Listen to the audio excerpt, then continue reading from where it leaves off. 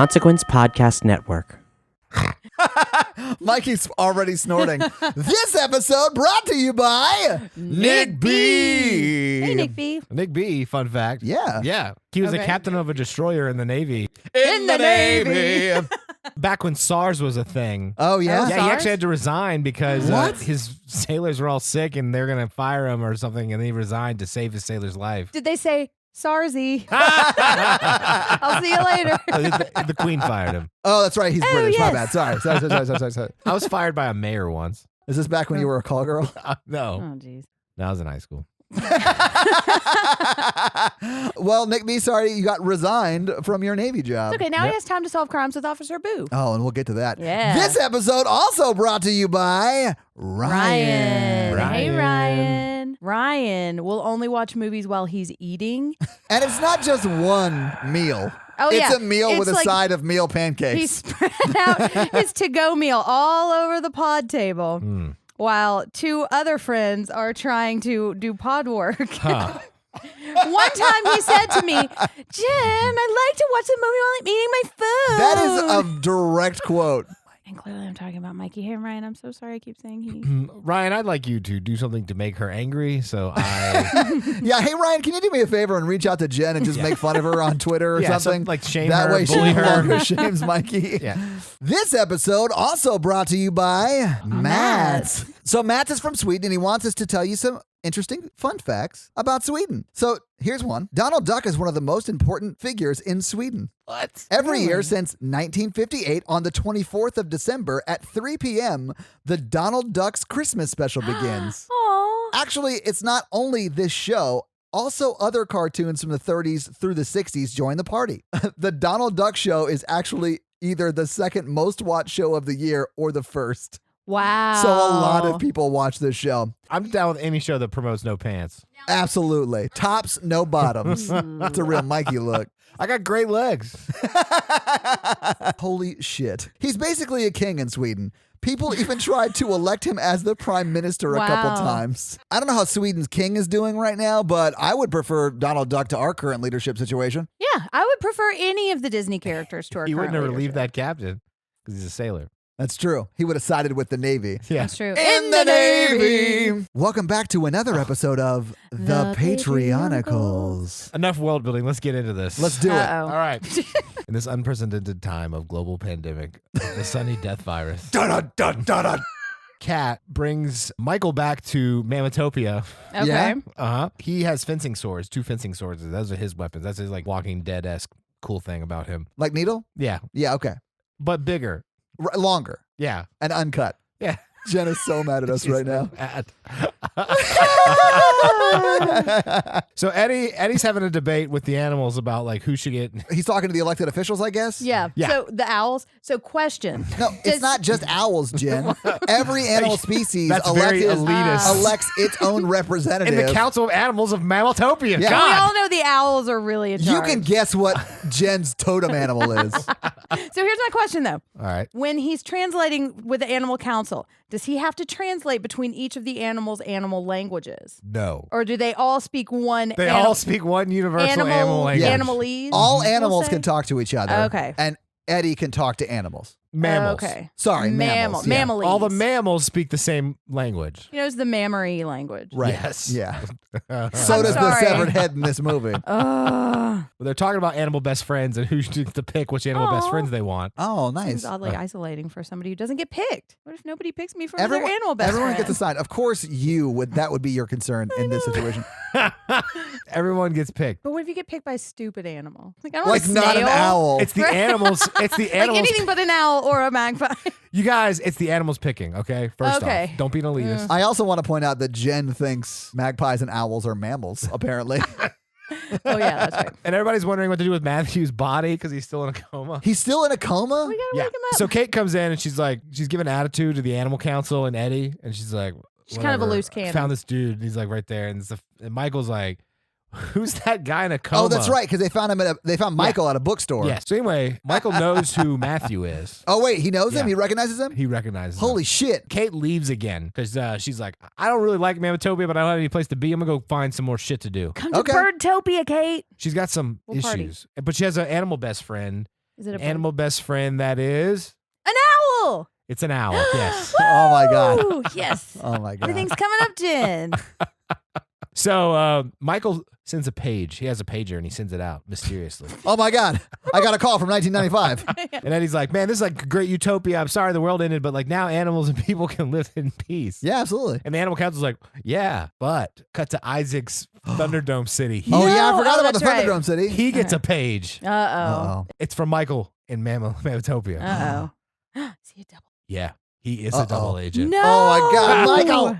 He's actually only out for himself. He's an opportunist, not a double agent. I get it. Isaac's promised him a lot of stuff Oh. in Thunderdome City, like That's his how opportunists own work. skyscraper, which is like 5 stories in the. Well, I mean, yeah, but it's like, still yeah. big, yeah. So Michael steals a Ford Ranger, throws Matthew's coma body in it, and He drives steals off. Matthew? What? Yes. Oh my God. And he drives from Arkansas to Kansas? Well, no, he Oh, just okay. leaves Mammatopia this episode, Oh, and then okay. Isaac gets the page, and he releases his Mad Max style war rigs and stuff, all the like cars and cool Yeah, stuff yeah, yeah. to go get the body. They're going to Uh-oh. meet halfway. They're meeting in the middle. Yeah. I mean, that's what Aw. my parents did when they were trading custody of us. Will they make it to the halfway point like Todd's parents in the 90s? Will they make it to Thunderdome? What happened to the rhinoceros? Find out next week on another episode of The The Patreonicals. This episode finally brought to you by Chris. Hey, Chris.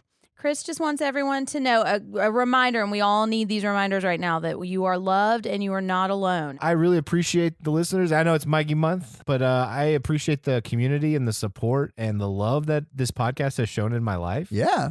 And Chris has been really sweet to everybody, and he wants everybody to feel that love and connection and stuff. And I think we'll be a little vulnerable here and say like it's a time for like people need to take care of each other. Agree. Yeah. Oh my God. Guys, the theme music's dead. What do we do? Oh, no. Hold on, let's ask my creepy roommate. Hello. The theme music, it died by itself. Did you Theme see music dead. Details later. Yes, I left the note. Did you miss it?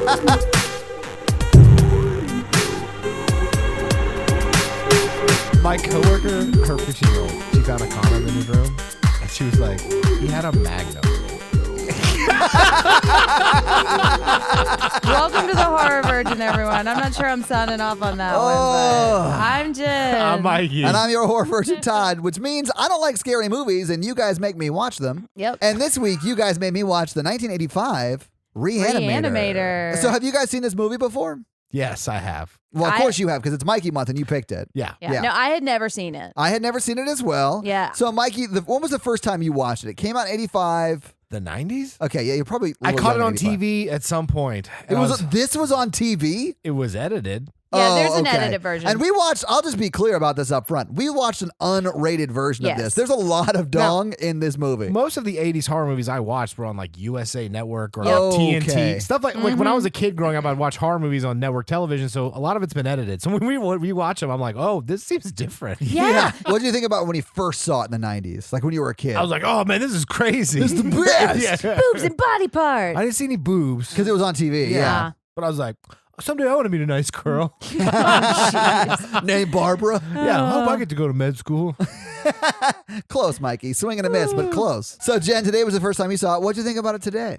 Okay, there is one scene that I particularly did not like a lot, but if you Right. take that one scene out, I liked it a lot more than I thought I was going to. Whoa, yeah, he did. Yeah, I was a little surprised you liked it. This is not like the kind of movie that I would ever choose to watch for myself, which is why I didn't watch it for years, because I've heard about this movie. What I think they did well was the humor, and there was enough like personality to the movie, so Yes, that like agree. kept A me lot of going. personality. Agree. Yeah. I really like Dr. West, or maybe he's not a doctor quite yet. The two main guys. Dan and Wes. Yeah, Dan Dean and West. Cain and West. Dean Cain is not in this movie. Dude, I had such a crush on him. So Dan and West, I really liked a lot in this movie. I do. I liked the movie. I thought it was a little slow paced, but it was an 80s movie, and 80s sort of had trouble with that, I think, because it's been 40 years, or maybe it's 35 years since Yeah. this movie, but still. Let me tell you why I like this movie. All right. I relate to characters. I like to relate to characters, like kind of like Jen. And it's hard to find good dudes, especially in horror films. Yeah, sure. That's true. But I like Dr. Kane. He's like a decent guy. He's like making, doing his best, like loves his girlfriend. Has Yeah, a weird that's roommate. Dan? Yeah, Dan. Yeah.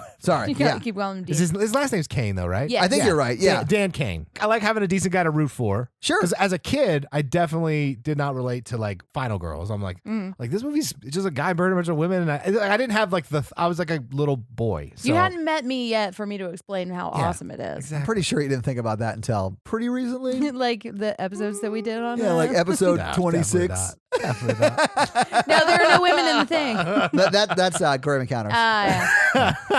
Yeah, so Jen and I watched way different horror films because of that. Because I like a guy who's not. I don't like nihilistic, and I like a good hero to root for. So you don't like nihilistic endings, but this one's sort of nihilistic, Yeah. I'll say. Although it's the sort of nihilistic ending that you and I like because it's not a big fuck you to the audience. Yeah. It's like, oh shit, everyone's gonna die someday. Let's bring him back. Yeah. Or like, yeah. Also, that head was doing pretty well. Maybe he had figured it all out. Yeah. Yeah. Maybe she's just gonna come back normal. And that's the thing about nihilistic endings, because sometimes when they fit with the movie and it makes sense to end the story that way, I think it's great. Yeah. You know? Yeah. I like the ending of this movie. Yeah. Yeah, I do too. So I like that part as like an adult, but as a kid, Michael, I was just like, I really like the villain as a decapitated head with the army of zombies. That was pretty crazy. Yeah. But let me just say this as far as pacing goes, we don't even meet the villain until like there's only 30 minutes left in this movie. But so the movies I picked when I was a kid, Yeah. I was like playing Legos while I watched it. There you go. So like I could zone out and do stuff, or Yeah, G.I. yeah, yeah, Joe, or yeah. whatever. But so I mean, like, I liked this movie. It was just it's slow paced, which is pretty common for 70s and 80s movies. watching it with y'all in this capacity, it was better directed than I remember, and like Yeah. It really was. and kind of better yeah. written. Like it was pretty witty. They had some cool shots. Yeah. And dude, Dr. West I thought was very, very funny. Yeah. But he plays it so straight. Yes. It's so That was good. a really great marriage of a character and a script. Yes. And an actor. You Yeah, know? well, I think the character, he is making that character come to life. Right. And that's Yeah. what I mean with the personality. Like that, there's just so much quirkiness that I really like. and I like the enjoyed red it. herring of like you think he's gonna be like the villain. Well, Yeah. and I mean, he kind of is. Yeah. He kind of is, but he's like an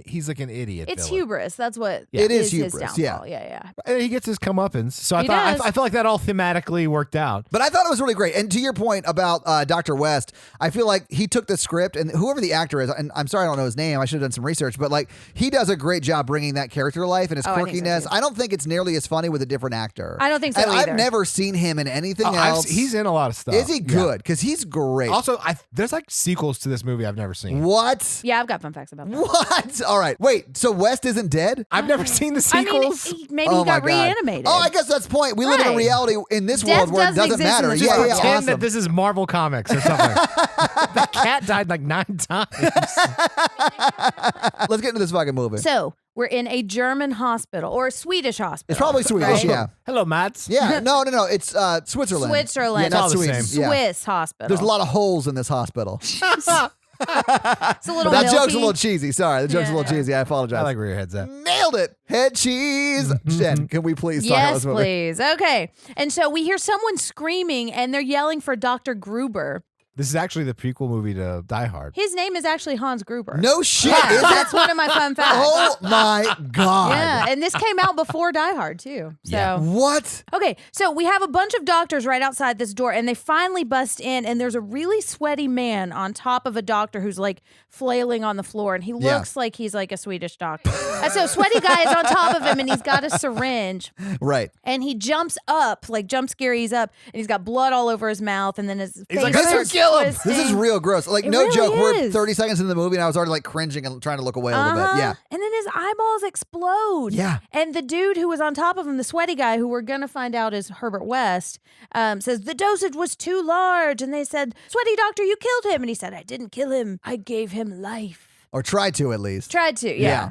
And then credits. The longest credits ever, and they're so boring. Yeah. The credits are pretty boring. It's Did the you worst. notice how the music blatantly rips off Psycho? Yes. Oh, Yeah. and quite a few times, like during the jump scares, it's like, Right. And that was intentional. They yeah. did that Oh, on I'm purpose. sure it was. Yeah. That was accidental. It's like putting. Like Yeah. the sound guy's like, "Oh my God, listen to this song I just like figured out." This sounds so scary. And then his engineer's like, I need to show you a movie real quick. And he's like, what? Dang it! The story of Vanilla Ice. And then he goes, is it too late to pull it out? Yeah, it's too late to pull it out. We'll just leave it in. No one will notice. It's It'd be fine. Yeah.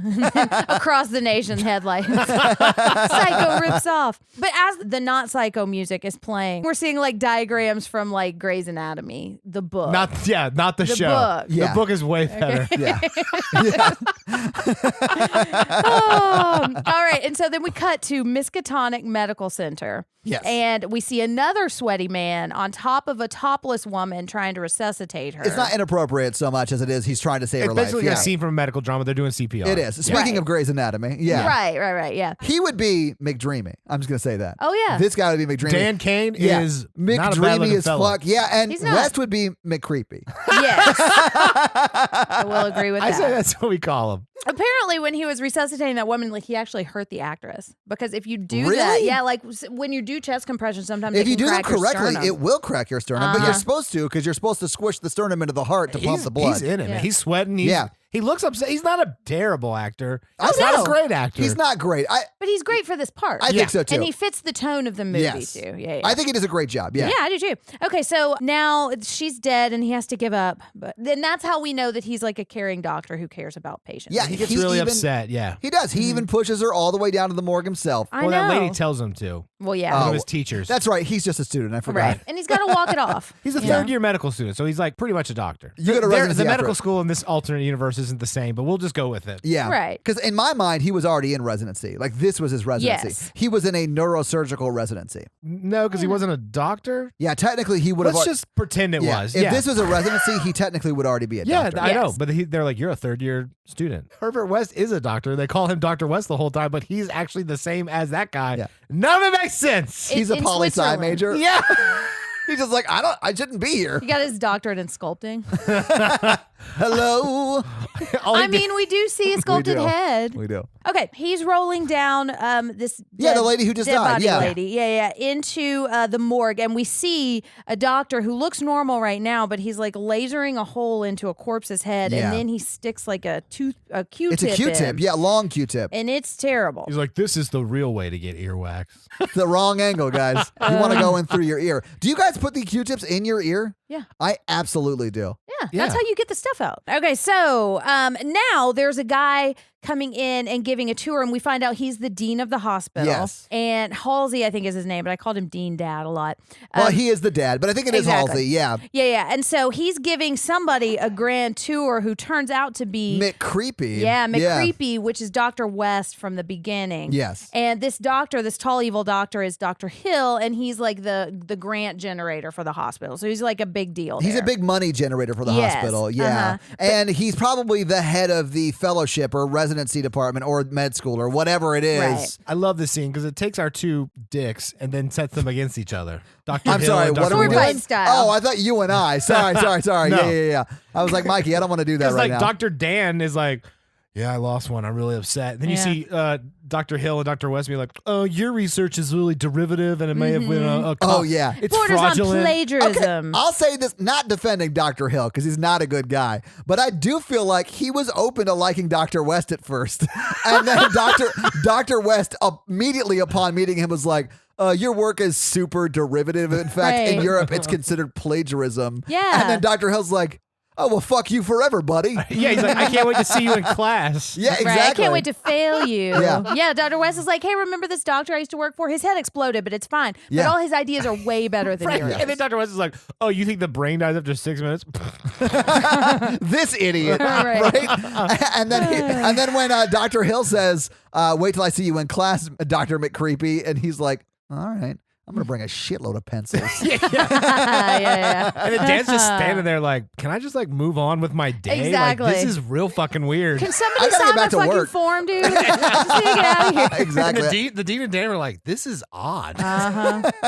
All right, so at this point, I was still calling Dan normal doctor, but he is placing a card on a board because he's got a room for rent. Yes. Which is a death sentence. Never do that. Yeah, I honestly feel bad for anyone who has to like rent a room to somebody that they don't know. And we understand that happens, and that's a fact of life for people. Yeah. You gotta take the good and take the bad. And I've been in that situation where I've had to rent the room from somebody, but I have been fortunate enough to like actually know the person for a long time before I moved in with them, and technically I still live with them. Yeah.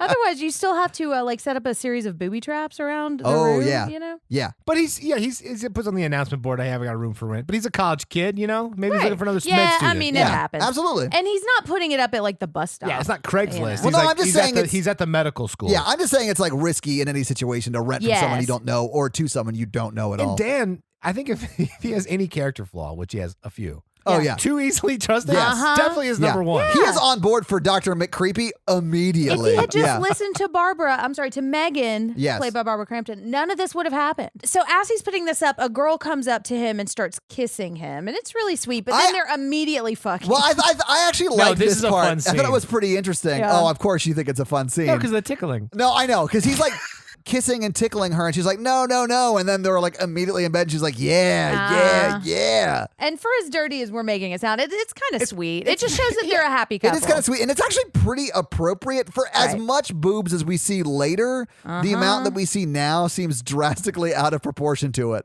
And it's really not the sex that sets up the characters. It's what happens afterwards. Right. Because she pulls a real Mikey move. Yeah. She starts getting dressed. It's like, I got to go. I can't spend the night here. And my dad will know, I gotta go. You know, the dean. Yeah. And you're like, oh, he's dating the dean's daughter. Oh, yeah. But then he's like, but I really want you to stay and cuddle. Yeah. She's That's like, a real the Mikey second move. we graduate, I will marry you. So they are engaged. Yeah. too. Well, are they engaged? I got the feeling I didn't see a ring on it. No, he had not put a ring on it. He And introduces her as his fiance. only to Dr. West, who doesn't matter as far as like they're on the same level, if that makes sense. Social structure. But he does not tell the dean until he's like threatening to kick him out of school and stuff. So I don't really think they're officially engaged, but they definitely have had the conversation of let's get married. I guess it depends on when you become officially engaged, though. If I learned anything from Instagram, it's that unless there's a ring on it and you got your nails done and you're showing it off on Instagram, That's you're true. not engaged. With a professional photographer. Yeah. I learned that if you like it, then you better put a ring on it. That's what I heard. Yeah. Yeah. So they're in bed and he like monsters up from under the sheet. And that's kind of a cute Well, moment, because too. she's gotten dressed at this point. Right, Yeah. right. And she's ready so to go. he's chasing her out the door as like a monster. And like bumping into things, which we are going to see a lot of later. Yeah, So because it's he's a little real bit of Mikey. Sheet shadowing. It's sheet shadowing for sure, yeah. But then she opens the door and who's there? McCreepy. McCreepy West is there. Just holding up the ad in the Right. I'll come for the room. Yes, I have. And dude, he's cool. Like, I love his whole look, you know, and his glasses. I think he's great, but I honestly don't know if he takes on the affectation of like cartoon characters from this time or if cartoon characters from this time are referencing him. This movie got pretty big in the 80s. Yeah, No, I maybe a know, little and that's what I'm column A, saying. column Like, B. actually would love to know if like all those cartoons I grew up who were like sort of affecting this kind of personification, if it's based on this. Well, we know Or that vice versa. Die Hard was directly inspired by this. Absolutely, Yeah. yeah. And it's very similar to Die Hard. Look, there's a lot of hard death. He always And is a lot of dressed as a hardness. mortician, it looks like. Black suit, black tie, black glasses. He's a doctor, Mike. Yeah. So they're showing him around the apartment, and he's like, "Oh, this is great. Does it have a basement?" And he's a little evil. And then he goes down, and I wrote that he had a basement-gasm because He did. goes He's like, into this basement. yeah. Oh. I want to move in right now. Oh, yeah, he take starts it. like throwing ones at him. Like, I gotta get into this basement. Yeah, but I love it because Barbara Crampton has turned around and is like, "Yeah, we'll see you later," and is like giving him the no, don't She's do literally this. shaking her head right in front of him. And McCreepy's like, oh, you'll never know I'm here. Right. Oh, except for on the first of the month, of course. And he hands him like this wad of cash. Yeah. What's this? Yeah, and so it's a deal. And this is Dan's character flaw. If Dan had listened to Barbara Crampton, Listen to your supposed fiance. Which he just does listen to later women. on. Okay, so now we're in autopsy class, and Dr. Hill is being probably like what normal teachers would do, but he's like talking about making an incision at the base of the skull, and you got to get your fingers in it. And I couldn't look because he's basically teaching You looked them. away? Yeah, it's I gross. forced myself to look at these things. Oh, it's They're gross. horrible. I hated it too. But yeah, he peels the scalp back off of the head from I like thought it was backwards silly. forward. Oh, And then he bone saws the skull and pulls out Jello, but calls This it a is the brain. brain. Yeah. And he says like peeling a large orange. And it's, Yes. it's well, that just for the so skin gross. part, he says that. Yeah, Right. it is very gross. You're right. And then he's holding it and he's talking about what makes us us and where the will is located. And his theory is that the center of your will is located in the brain structure. Snap. Herbert is not having any Well, he of doesn't this snap shit. until Dr. Hill says, "You're brain dead after 6 minutes." Mm-hmm. He snaps like 4 times. I know, but that's when he starts snapping because that's where they disagree, right? Yeah. So Dr. McCreepy is like, Psh, and I knew love, this was your favorite pencil. I love that you see him, a close-up of him break it, and then it goes back to the reaction of Dr. Hill, and then it cuts back to Dr. McCreepy, and he pulls Pulling out another another one out, and he's got like 90 of them. He's just like locked and loaded. He's got a clip full of pencils. I missed Oh that. yeah, Did he's you got a miss bunch that? of them. Yeah. Oh, that makes me like him even It's more. it's awesome. I love McCreepy. Then they get to then the Dr. Hill's like, you should get a pin, Dr. West. Well, and Yes. that's when he dismisses the class, and as he does it, he's like, "Get a pen, motherfucker." And then Dr. West is like, you should teach this drivel. You're closing Right. their minds before they're open. And then Dr. Hill says, it's going to be a pleasure to fail you. And Dan's like, can we just like end class, please? Like, I'm not exactly. disinvested in Is anything. this going to fucking be on the test Yeah. now? Dan's like hovering in the back, like McCreepy and I are not friends, but he's my roommate. Do I Yeah. wait for him or do I just leave? I Uh-huh. mean, we carpooled here, but I could wait in the car. I don't want to be a part of this argument. And is my friendship going to jeopardize my grade now? This is just autopsy It is. class, and I'm an internal medicine doctor, Exactly. and I don't want to do I don't even autopsy. never like gonna use oranges. this. Right. But that guy seems real invested. Yeah, he was. So now we're at fancy dinner with Dr. Hill and the dean at his fancy dinner. Oh, hall. that's right, because the dean invited him. I forgot about that part. Yeah. And so he's talking about his new laser drill, which is what we saw with the terrible Q-tip thing at the beginning. And it's going to revolutionize laser surgery. And so Barbara is at this date too. And I'm calling her Barbara, but her name in the movie is Megan. Yeah, but it's Barbara Crampton, who was Yeah. the actress. She actually yeah. cooked the food, and then they like, Yeah. It She was insane. like, Dr. Hill's real creepy. She probably just wanted to leave. well, she's like, I have a study day, and then Dr. Hill's like, aren't you exhausted after cooking this feast? Well, and okay, so did you guys notice that she didn't eat? She cooked food for all of them, and then was, I assume, going to go eat at the study date with her Right. boyfriend McDreamy. Well, she, you know, it seems her. I guess her mom's dead. and Yeah, then she, I like, got that vibe too. And then like she has to take care of her dad. You can just tell she's like not been in a good place with it. You can tell why she's kind of gone to Dean. yeah, I think. Yeah. Well, I and mean, I also Dan. Think, I also think Dan's a pretty good guy. McDreamy's so a good too. dude. Dan's a you know? guy. Dan's a Yeah, good guy. they seem to, and you know, like she and the dad seem to have a pretty okay relationship. I think so too. you I don't know? think it's a bad I don't know. relationship. I mean, she won't tell him about. Well, that's true. He won't accept Dan. her love. The dean knows that they're dating. He doesn't know Yes. that they're going to get married. That they have Because- plans for that. Because Yeah. they're Dan sleeping together. shows up Yeah. to take her to the study date. And I mean, what is a study date if not an excuse to bone all night, you know? Well, not all night. She has to come home. And then Dr. Hill's like, let's do another toast. yeah, Dr. Hill gets real creepy. it's And I so thought, weird. For a second, I thought he knew that Dr. West was there, like McCreepy was there, and that's why he didn't want her to go over. And I thought he was going to be like looking out for her, but then it turns very Well, creepy. if you looked at the whole scene, he like stares. He gives her like the male gaze throughout the whole scene. It Yeah. really sets up him being like not a good dude. Yeah, and talking about how beautiful she is in front of her dad and her boyfriend. Which is weird on both counts Uh-huh. because he is conservatively twice her age. Yep. And his hair has a wig on it. Uh-huh. Like it's very clear he's wearing a hairpiece in this Yep. movie. And Yeah. I've got a fun fact about that. You have a Listen. hairpiece? Fun fact? I do. How is that possible? Dude, the fun facts for this are insane. I can't wait. Do you want the hairpiece one now? Yes. Okay, so he had to shave his head and wear that hairpiece because What? the budget was so low that when they created the fake head, they had to use the hairpiece for it. Oh And my so they God. couldn't have two. So they ended up taking that hairpiece and putting it on the fake head so they could like pick it up and like Yeah. make it all bloody and gross. So he had to shave his normal hair and wear that hairpiece so it would look the same. That sounds Isn't that like crazy? the best excuse he had for going bald and having Right. to wear a hairpiece. Or just like me, how I'm kind of like really fascinated by what it would be like if I shaved my head and now there's like Yeah. the perfect opportunity. Honestly, Jen, shave your head. It would be Kinda want awesome. to. Okay, so that's the toupee fun fact. Well, that's insane. Okay, I got some more fun facts about that guy. but Well, I'll we'll get save there. them. All Yeah. right, so back at the apartment, and they're hooking up, but Barbara's not into it. And I think mostly because she doesn't like West. They're not in. They're not hooking up. He Yeah. like nuzzles her with his nose, and she's like, "Get off." No, Yeah, he's trying to definitely study. trying. Oh, he's trying, but Yeah. he's like, "Can you just tell me what's wrong? You've been in a bad mood." I'm studying the nerve system, not the bone system. Yeah, we did that last time I was here. And then they bring up a character in this movie that you've never heard of, the cat Rufus. Rufus or No, Rufio or counterpoint, whatever. while they were hooking up, Rufus jumped on his back. That's in a good. bed. Okay, I forgot pay about attention. that. It was cat well, shadowing. actually, Todd, that's Rufus my is fault. very important. That's my fault. Yeah. Well, no, wait, he's like, are you okay? Because usually you want to hook up, and then she's like, I haven't even heard Rufus today, and we're like, Who's oh, Rufus? okay. Oh wow. Do you mean my cat?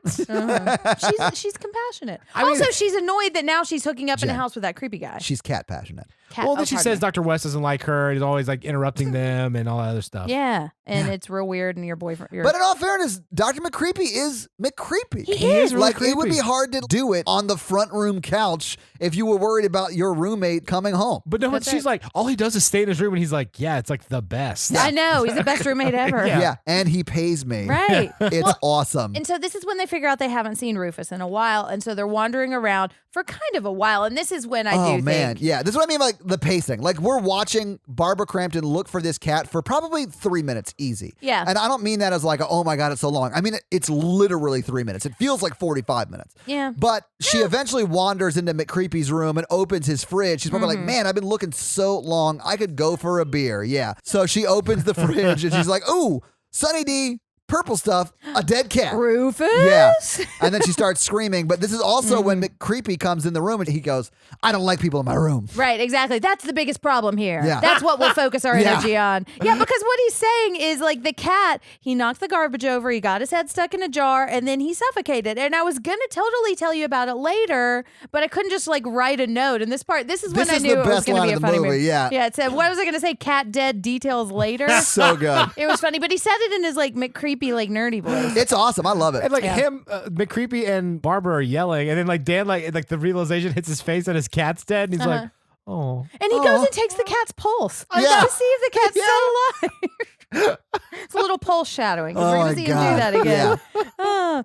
I think he actually did take a class in finding pulses, and he always just wants to show that off because I think he gets like where you're supposed to do it. You Look know? at all the work I did for this role. Exactly. Like I watched a YouTube tutorial on how to know if somebody's dead. It was 85, Jen. They had no Oh, YouTube. Yeah. Sorry, they were He record. did tutorials. real work. Anyways, but there's also some bright green goo in the fridge that we notice. Yeah, And- it's like neon. Like it is its own light source. It looks like glow stick glue. Like Yeah, glow yeah. stick stuff. It does. Yeah, it's and I keep awesome. saying goo, it's serum. It's like a Yes. liquid serum that can go in syringes and But I stuff. love that it is that sort of glow stick material. So it's like it by itself emits light, which I think is Yeah. cool as shit. And I think it kind of fits the comic book Yes. style Yeah, of this absolutely. movie that I really like. Yeah. But this is when West is threatening to reveal their relationship to the dean if he doesn't just let them get away with murdering all the cats. Right. Or just that one cat, really. Right, just one Yeah. cat, but like 7 more times. But he you know. killed this cat, right? Yeah. I mean, there's no way he didn't kill that cat. I don't know. He's never, except for Dr. Hill, he doesn't. In his diary, he says, "I've killed and resuscitated several bunnies and guinea pigs Yeah. and cat." Yeah, so Yeah, I think he killed has this been cat. killing cats. You don't happen upon that many dead animals. Right. Oh, yeah, I think he killed that cat. Yeah. Oh, Mikey, your hero. West was never my hero, but poor Dan should have seen it coming. I mean, yeah, Dan is a little bit of an idiot. Yeah. He's a McDreamy, not Yeah. a McSmarty. He's a That's true. doctor.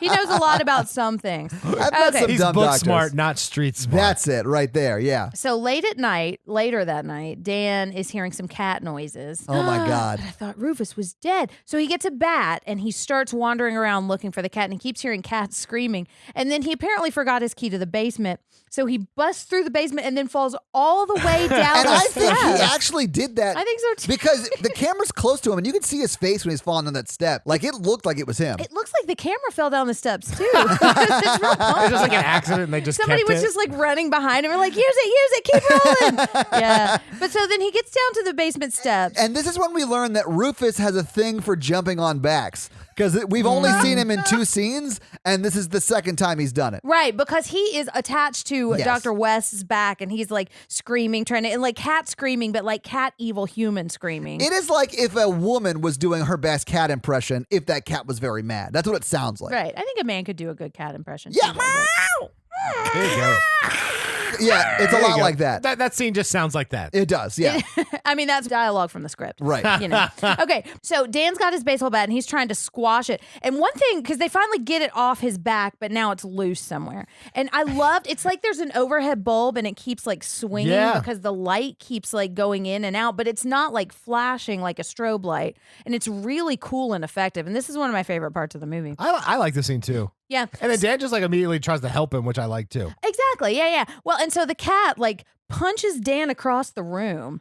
And like Rowdy Roddy Piper drop kicks him across the room. Yeah. Yes, you heard that right. A cat kicked a man across the room. Yeah, the cat came back. And then he takes the cat and he smashes it against the wall and it goes meow, meow, meow. Did you? Well, the cat's body bounces off, but there's like blood, brain matter. There's like brain matter on the wall, and it like slowly goop style like falls down the wall. It's gross. Right, and it's dead on the floor. It's sad. And then Dr. West is laughing. Holy shit! I was like, why is this motherfucker laughing immediately? And Dan's like, what is happening? It cuts from him laughing to them working together on the cat's body. There's dialogue that needs to happen to get me there. Yeah, it starts with what the fuck, West? I know. What the shit, bud? Well, Dan was like, my cat wasn't dead. You like gave him something and put him in a coma and slowed down his vitals and to put him in the fridge. Yeah. And because he's talking about like he has a reagent and that's what that green stuff is. Yeah. And this is when he reads his diary and saying he's been killing and reanimating animals and he's broken the 6-minute barrier.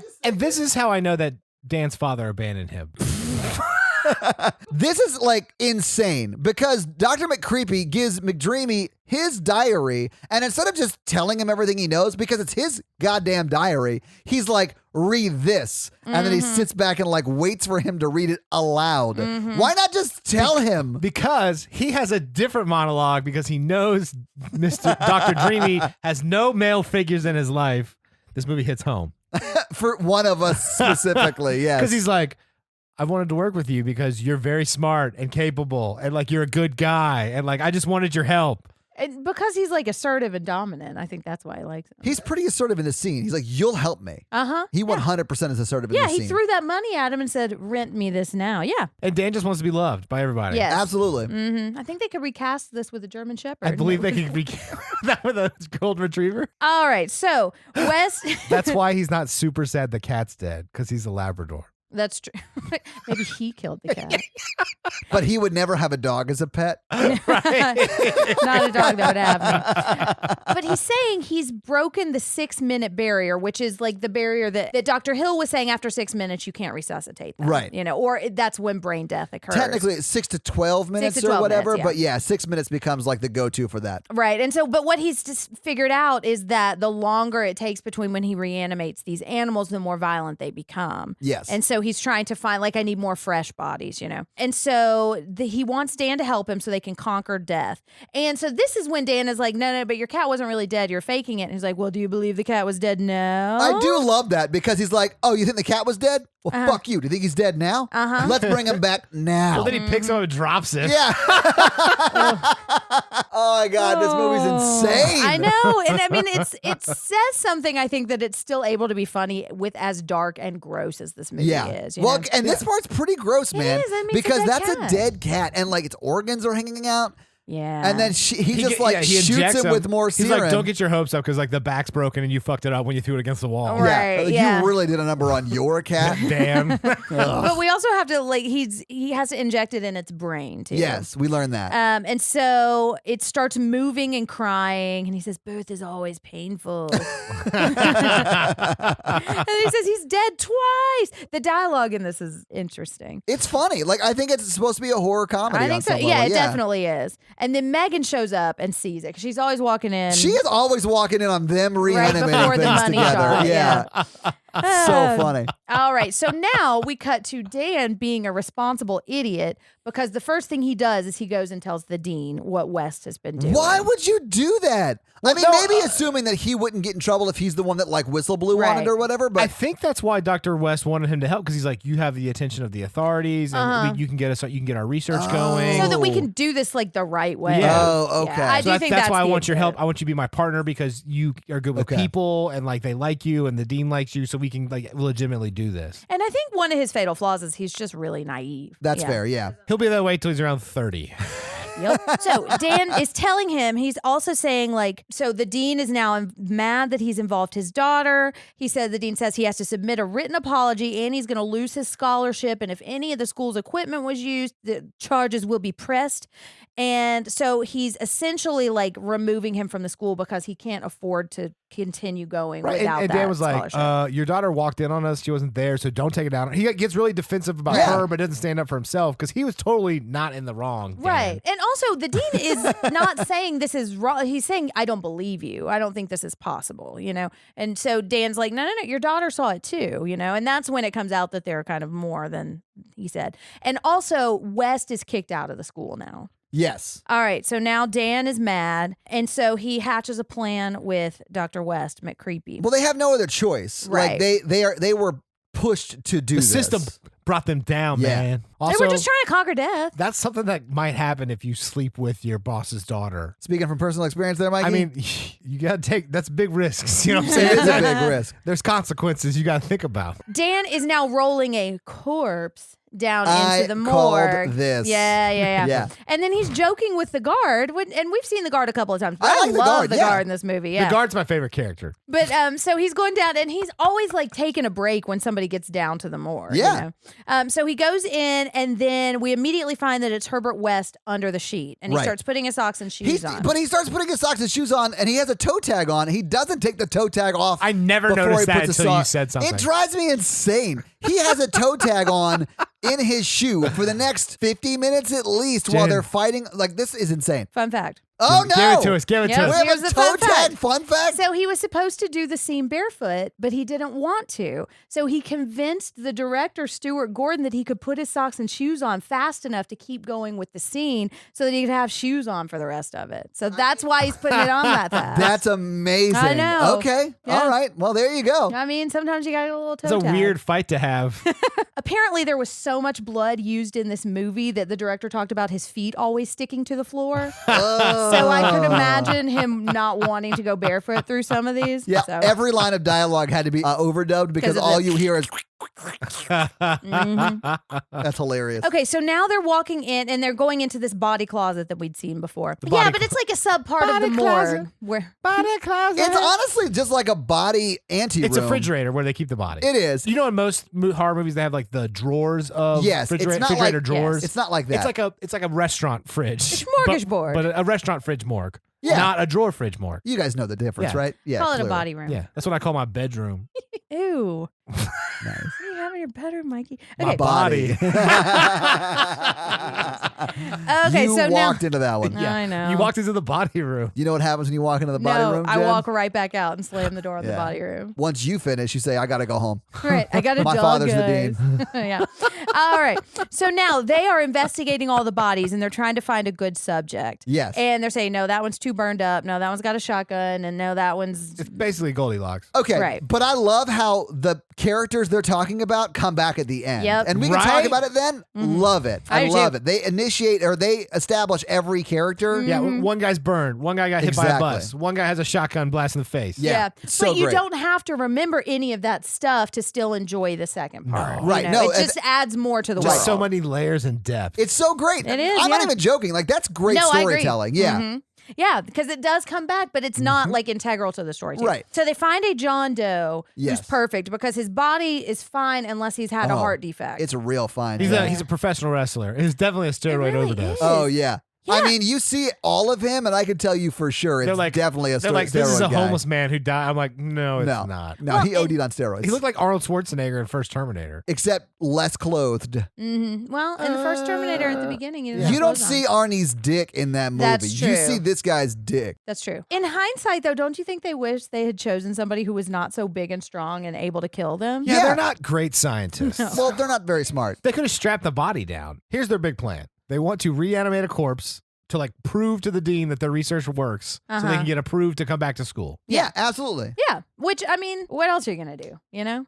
Just Yeah. go to another That's school? Plan A. Exactly. Reanimate a corpse is plan A. For a Even though little they bit. could have used a cat or mouse or really anything that Right. everyone would have been awed about and gave them lots of money and research. Yeah. They went to the morgue to get a bodybuilder. Right. Yeah. Uh-huh. Yeah, the biggest body they could get. Anyways, so now while this is happening, the dean and Megan are there, and they're looking for Dan. And Megan is trying, like, I love him, Daddy. Oh, yeah. Megan's trying to, like, fight for him to not be evicted from the school. Right, yeah. And then he's like, is he on campus? Well, and so as this is happening, nothing is happening to the body yet, but the phone on the guard's table starts to ring. But fortunately, he's taking a break. Exactly. Yeah. But, I mean, nobody is there to answer the phone. Because he's guarding dead people. Well, he even makes a joke about that the first time we meet him.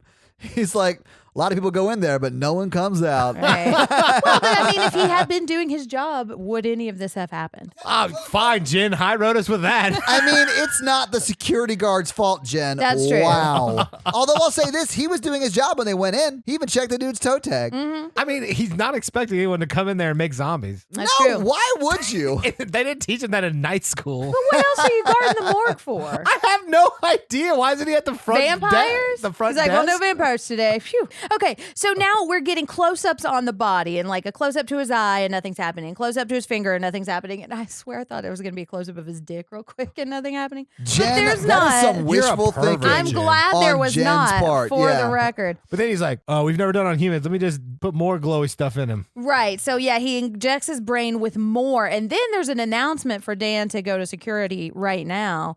And then the corpse jumps up and he starts flailing around and smashing all the cots. And that's when they realize their fatal error of reanimating the biggest guy they could find. Yeah. You know? That's rules. When you first go to the morgue, you pick a fight with the biggest body you can find. Yeah, Oh, yeah, it's a so all the dominance other thing. bodies Yeah, know. absolutely. Yeah, so all the other bodies know that you're the number one. Well, and so he's naked and he's got super strength and he's all veiny and like evil looking. Wait, are you describing the whole body or just one specific Are you part of reading a him? caption out of my pornography that I wrote? Jen was watching the porn parody of the Reanimator. The Redicinator. So they are hiding, and the dean is now outside the morgue and trying to get in. No, and he's out. He's He's banging in on the the morgue refrigerator Right, door, yeah. the big metal refrigerator door. the body room that door. they locked when they got in there. Right, The right. bodybuilder's throwing everybody around in there. Well, and then he busts through the door, and I loved this, even though it's terrible for the dean. But the door falls on top of him, and bodybuilder like jumps on it and squashes him, and you like hear his bones This is when crack. I turned to Todd and be like, welcome to the Mikey booth. Yeah, it was insane. And that was not what I expected. Me I expected either. them to have to like fight with the dean all the way through, like as a normal person. Yeah, you know? I didn't think he would be dead in 2 seconds. I know. Bodybuilder dead person like picks him up against the wall and is like slamming him around all over the place. And my boy Dan's like, oh, no, man. Yeah, it was so close. He's trying to fight him off. He's not like back there like, oh my God, what do we do? No, but he has super zombie strength because the cat was that strong. Then the bodybuilder's like way strong. Yeah. And that's why Dan hitting him and punching him is doing nothing. But Mick Creepy is smart and he takes that bone saw and sticks it through him and it goes through his chest. This scene where it's coming out So the front. gross. Oh, so gross. But I will say we've seen things like that happen in a lot of movies that were made after this. Yeah. You know? And I thought that they did it well. You They know? It did was do it gross, well, yeah. But it was unexpected. You Yeah, know, it was.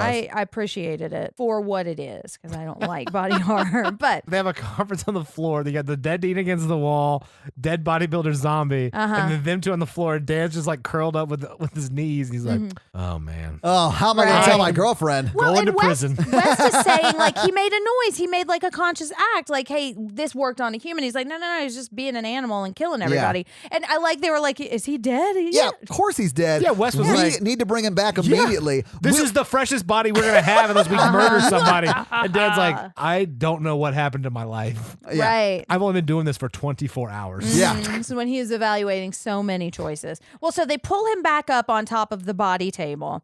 And Well, they pull the dean. back up on the body table. Yeah. and they're going to and we're cutting to Megan walking through the hospital like without clearance. So, you know, she's kind of a loose cannon. I think she's a med student there too, though, right? I think so. But she's on her way to the morgue as they are injecting the stuff into the back of the dad's head, and it's not doing anything. And I loved how this happened because like West is getting so like sad that it's not working, and then he bangs on the table, and that's what wakes the dad up. You It know? scared the shit out of me. Yeah, it did. And his teeth are all messed up, and he That's like what meth does to you. well, that's true. And death.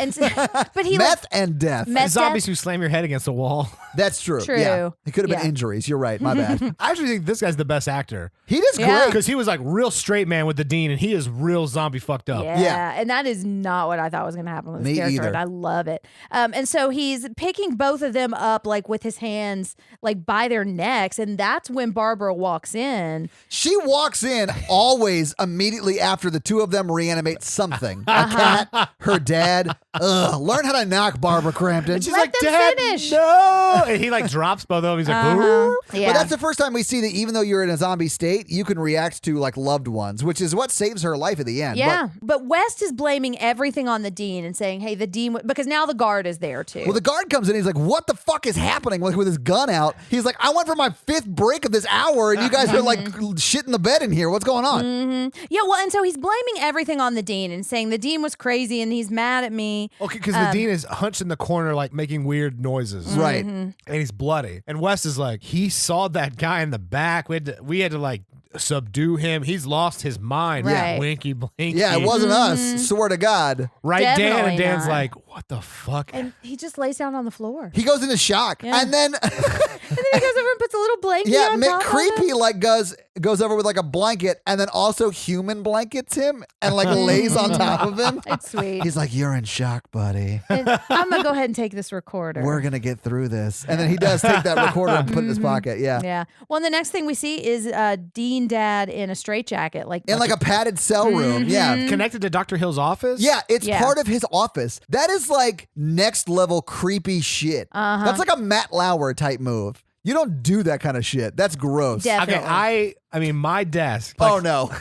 I don't want to know where this is going, Mikey. In the building I work, the crisis building, the staff area has plexiglass around. So Sure. it's kind of the same setup, but they're not padded rooms. Right. Okay, so Dr. Hill is there, and he and Megan are looking at the dad, and Dr. Right. Hill is being super creepy, and he wants her to sign a release so he can do exploratory brain surgery. Yeah. I think she's still kind of trusting Dr. Hill, and also like, what the fuck is happening? So she signs, and he looks really evil, and he's like trying to hit on her right in front of the. It's so weird. It really is. And Learn how he's- to read a room, Dr. Hill. But he's saying, like, I want you to think of me as someone that you can come to with your problems. And as he's creeping on her, the dad must sense that it's happening. Yeah. Because he zombie jump scares up, like, to cock block him. Yeah, he doesn't does. just say, "Come to me when you're lonely." He also goes, does "And say other things." Yeah, he like It's- real drops it down. It's You're so like, gross. But the dad literally starts beating his forehead against the two-way glass or whatever. Yeah. He's like, "Stop creeping on my daughter, you weird man." So, fun fact about that. What? When he was banging on the glass, did you notice it shook a little bit? Yeah. And that's the only time that he bangs on any of the padded walls because, again, low budget. Those were like pieces of plywood with little like pads on them. And so he kept bonking around. They kept falling over. Oh my So God. they had to, reset the room. yeah. They're like, okay, you can't bonk around. Oh my God. yeah, that's so why funny. you don't see him like go like banging on anything else. And like I was looking for it. You did see the window shake a little bit. Yeah. It was funny. Now Dan is waiting for Megan at her house. Oh no. And then the orderlies creep in and they subdue Dean Dad and he's about to get injected. Not with Yeah. green stuff. No, I think he's going to knock him out so he can perform the exploratory surgery on him. Yeah. Okay, so now Dan is back at Megan's house waiting for her. And she's asking, what the fuck happened to my dad? None of this is okay or normal. And then she slaps Dan because Dan's like, oh, well, I don't know. This is a long story. Yeah. Oh, and it's all bad for me. So sorry. There's no way I can explain this that makes me look good, so I'm Exactly. not going to explain it. Yeah. But what he says is he's not insane. Right. He's dead. Yeah, he's actually dead. Yes. Yeah. And she doesn't believe him. I think that's when she starts I slapping think him. he was trying to explain. Well, no, then she like she's like pounding on Oh, his that's chest. right. Yeah. But she's seen this cat come back to life. She too. has. So Yeah. she might have like I don't know if she totally believes him, but she knows something's real fucked up. Yes. And that West, who she didn't like in the first place, is probably involved. He's like, "You remember my creepy roommate you didn't like? He killed your dad and then brought him back to yeah, life. and he brought him back to life." By the way, so sorry about not listening to you earlier. Exactly. Yeah. Because had I listened to you, my life would not be ruined right You now. could definitely say I told you so. Yeah, it's okay. You get this one. Yeah, I'll give it to you. Okay, so now Dr. West McCreepy is down in his laboratory basement. and Dr. Hill just like orbs up from the corner, like from nowhere. And Dr. Hill, he's saying that he knows that Dean Dad is quite dead. And so Dr. Hill is talking about how he wants Dr. West's discovery. Yeah, I did not like this scene very much because Dr. West like totally does what Dr. Hill's asking him to do. And like gives him the notebook and then shows him how it works. And then all of a sudden, Dr. McCreepy kind of creeps back and grabs a shovel. And I was like, oh, that's why he was doing it. Right. Because he was trying to kill him the whole time. And he was like trying to get him to stay there so he could figure out a way to kill him. So he already knew that Dr. Hill was a hypnotist. Yeah. And then immuned himself to it somehow. Wait, is Dr. Hill a hypnotist? Fun fact. What? How is this possible? You watched the movie. How did this escape you? So in the story that this was inspired by, which we'll talk more about in Fun Facts, there was an element of Dr. Hill being a hypnotist. And so that's probably what that scene was, but they cut it out. And the director was, I'll link an interview with him, but he was like, we can't have two totally insane things happening. So they cut the hypnotist. So true. Yeah. So they cut that part out. But there's a moment when he's like staring at Dr. West, Yeah. Well, no, and staring at the Dean Dad who's crazy and he's like trying to hypnotize No, him. he is definitely a hypnotist because he lobotomizes them to hypnotize them. Well, yeah, and his whole like study is to find out where the will is and to like try to control people. So yeah, but that was a lot. That's a lot more present in the story, and they filmed more of it. They just cut it. Oh God! I just realized that like his whole purpose in life was to figure out where the will center of the brain was, so that he could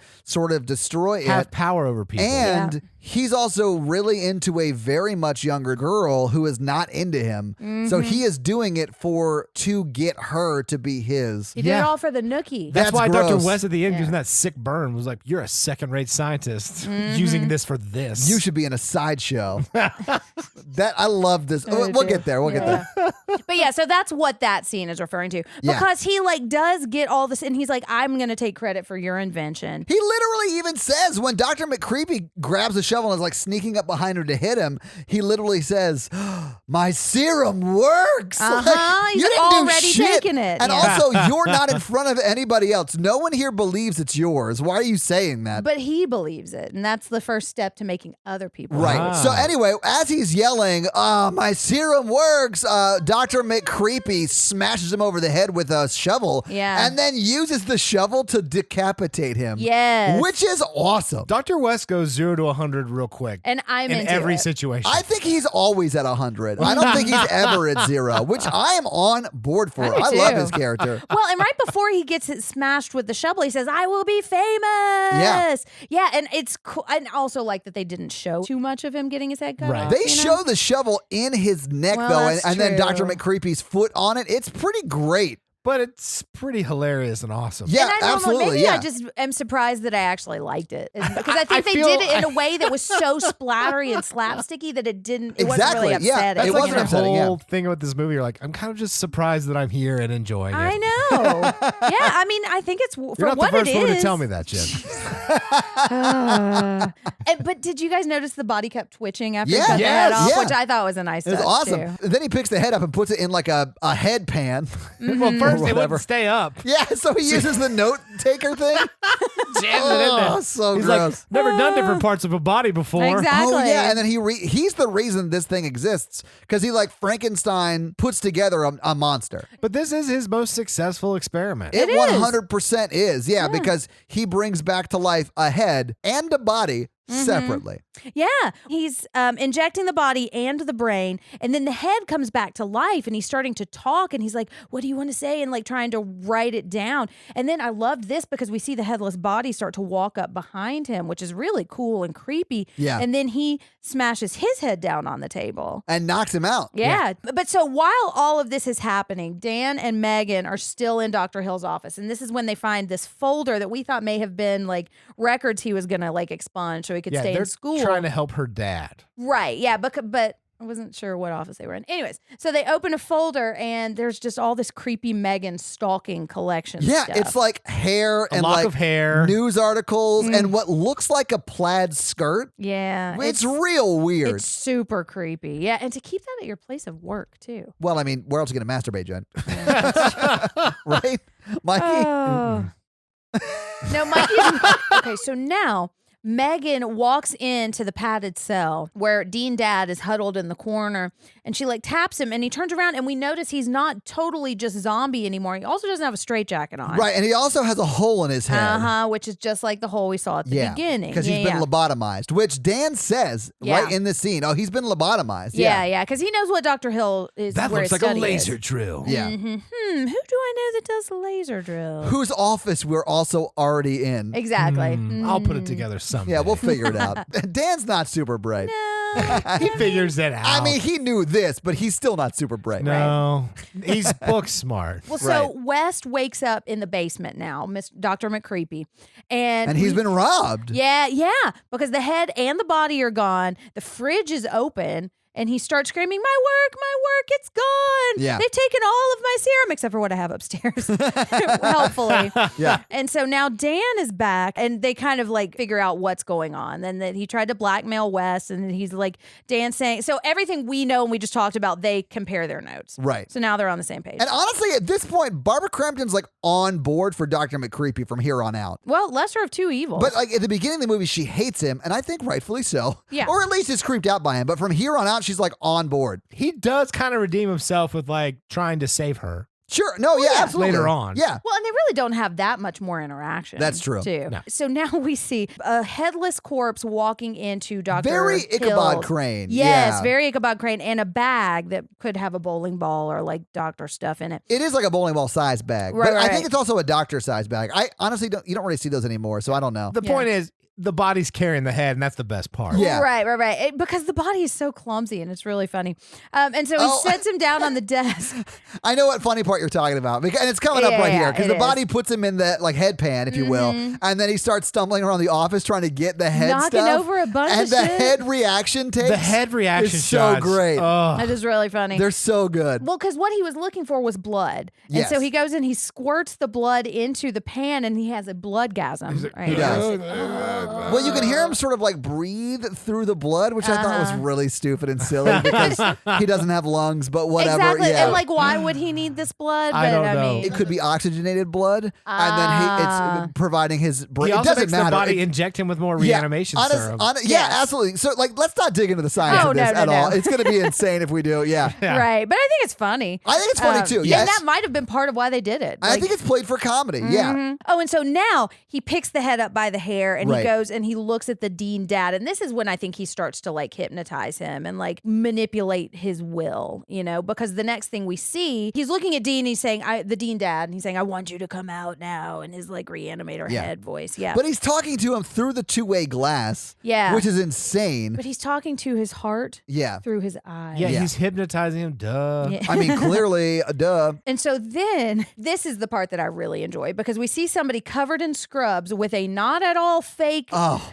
I like love anatomy this. head. And this is the head we saw In his office. in Dr. Hill's office when he was talking to Barbara Crampton. Right. Half his skin, Oh half my his God. like the layers up, like the brain, the bone, And he's keeping the skin side, even though it doesn't look real I either. know. He's keeping that on where the security guard is. So like, no matter where he is, that face is always like towards the security guard. It's so funny. It is really funny. And it's like the equivalent of like three like toddlers in a trench coat. walking in, 100%. Yeah, It's really 100%. funny. And of course, the security guard's doing his job, but he's also reading Boudoir Yes, he magazine is. for the articles, Jen. Yes, for the articles. which is Actually, classy. no joke. They do an over-the-shoulder shot of that, and you can see he actually is reading an article. He's not looking at pictures. He likes to decorate bedrooms in his spare time. Exactly. Boudoirs, It's a if you will. different kind of Boudoir magazine, guys. Don't Google it. Well, if he doesn't put the like fake porno cover on it, his other guard buddies make fun of him. Oh, that's what it is. It's an issue of Home and Garden with boudoir cover on the outside. I get it. All so right. he can fit in. Yeah. You know? Yeah. Well, so fun fact about this scene, like later on, they were giving an interview or doing a commentary because it had been mentioned if he can put that fake head on his neck, why can't he just put his own head back on his neck and just like walk around? So then he would look more Yeah. like a person. That is a very good point. And the director was like, oh, yeah. He really could have done that. I mean, I love how it works out because Me it just too. fits with the goofiness. Yeah. So he pulls his head out of the bag and he's looking around the room. Yeah. He holds it like a lantern. Well, because Yeah. now he's back in the morgue because he snuck past the security guard, right? Yeah. Yes. Yeah. He's in the morgue and he's going into the body closet, if you will. Yeah. And looking at all the bodies. Like these poor bodies. Everybody's checking them out. So then he pulls them out, and then we cut to Dan and Meg at Meg's house now. Yeah, Dan goes back there to tell her to leave town. Like, yeah, you got to go to town, man. this is Dan's redeeming moment, I think, because he's like, I really fucked up your life. Yeah. Right. You need to get the fuck out of here. When she's saying you need to go, you should transfer to another school. Yeah. He's like, I'm going to prison. We are way beyond transferring school. You need to get out of town. It's gone real bad. Yeah. Yeah. Is this the part where she's like, I tried so hard to hate you? Yes. And then, I love that he's scene. like, I love you. I know. And even that, I feel like, is like a parody of Yeah, like, I these think so romantic- too. And right as he says, I love you, her dad bursts through the door and like literally blows up their spot. Yeah. Because the next thing you see, we don't really see the fight that ensues, but the next thing we see, I think, is the dad carrying the daughter into the morgue. Into the morgue. Yeah. Yeah. That security guard, man, is not doing a great job. No, man. Like, it's Must have been on a break. He has to work 24 hours a day. He is that's the only true. guard. Yeah. But as he's carrying back in, Dr. Hill is lasering into another body's Yes. head. Yeah. And so Dean Dad, and this begins the part that I do not like at all. So Dean Dad is carrying Megan into the morgue. Do Dr. West and Dr. Dan like get together and make their plan yet? Not until Not after yet. this part. Oh Yeah. God. And so Dean Dad is sits in the head saying, "Oh yes," and It's then so Zombie creepy. Dad takes her nightgown off. She's totally naked, starts like restraining her, and then she wakes up as she's next to a creepy head from a pervy guy who's been hitting on her for years, and this person's unattached body like Well, the standing body's over got her. a mannequin head on it. And oh, that's right, yeah. And her zombie dad like assaulting her. So it's Yeah. just It's pretty worst case scenario. it is about the worst. It's case. horrible. I think it's just Dr. Hill's hands. I don't think the dad's assaulting her. No, well, but I It's mean, still he is restraining horrible. her, and taking her clothes off. Though. That's true, yeah. Yeah, he's like standing in the corner being creepy, but it's definitely the Dr. Hill. If you have a body like a mannequin hand body feeling you up, that's not great. No, Exactly. it's awful. With the headless head next to you drooling. Yeah. And It's that's real gross. the next thing that happens. He's like feeling her body, and the head is like having a headgasm, And literally, his hands are holding his head up and like forcing his head onto like into her face, he trying to gets kiss close her. to monologue. He's like, "I've always loved you." yeah. You're Well, so not before she beautiful." like kicks his fake head off. So Yeah. now she knows it's a headless corpse. It's just I think I've always loved you. Then he starts like licking her ear, Yeah. and then like licking down her body, like trailing blood all the way. Oh my God, it's so gross. And he's about to give her head. Yeah, he's about to. a severed head giving her Well, the brain head. is the biggest sexual organ. Oh man. And let me Yeah. say, I really like a lot of this movie. I wish this went way too far. I don't think so, remember too. This being as graphic. Oh, you didn't see this on TNT? No. I've got Young fun facts Mikey, about I it. feel like would have remembered Yeah. a good bit of this. Yeah, young Mikey would have logged some of this away for a rainy day. I don't think so. He's like more like a Dan guy, you know? Oh, yeah. Well, and like to say like there's enough good stuff in the other parts of the movie Yeah. that it doesn't ruin the movie for me. I bet you would have loved the edited cut. Yes. Or honestly, just not the unrated version. right. Yeah. Because I bet almost all of this gets cut out of the unrated version. Oh yeah. But I just wanted to say like it goes way too far. Yeah. And there's no way you could do that now. And also, while this is going on, we cut back to Barbara Crampton's house where McDreamy is on the floor, like knocked out, apparently from the fight that we didn't see. And that's when McCreepy comes in. It's like, Dan, get up. We got to go. Right. And then you sort of see them team back up. And then as the head of Dr. Hill starts to give Barbara a head, that's when the two doctors, McDreamy and McCreepy, burst in. Yes, Yeah. yeah, but like they confidently walk through and is like, Yeah. "Hey, I'm here to foil your plan."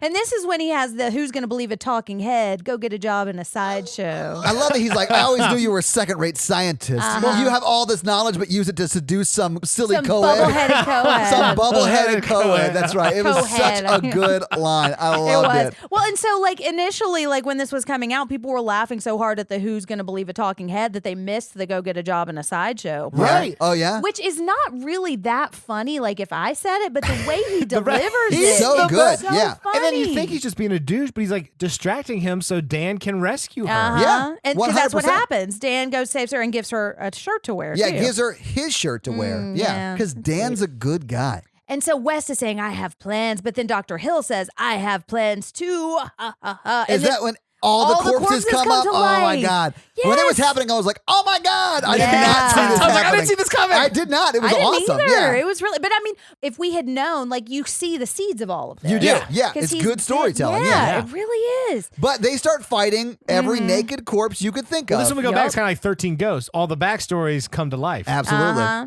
But the cool thing about this is these are the corpses that they were talking about Yeah. when they just went to go reanimate the bodybuilder guy.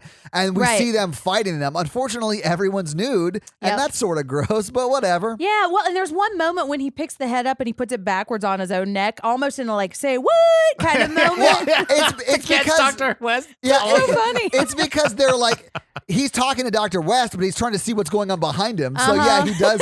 It's wacky. It It's is crazy. really yeah. funny. For a bunch of new dead people fighting, it is Yeah. bizarre and kind of delightful. Yeah. But not in a That's- weird way. Welcome, Yeah, I was welcome to Mikey Month. It is. This is this kind of batshit insanity Yeah, done right. absolutely. Yeah. So he's talking about he's made a new technique in lobotomy. So basically, what he's done is he's lasered into the brain, and now that he can pour this serum in, he can reanimate them and make them do whatever he wants. So it's like these two evil plans come together Converge, in yeah. the worst way possible. Absolutely. And he's like, I'm going to use this to control everyone. I'm going to be Yeah. so powerful. Yeah. I'm dreamed of power.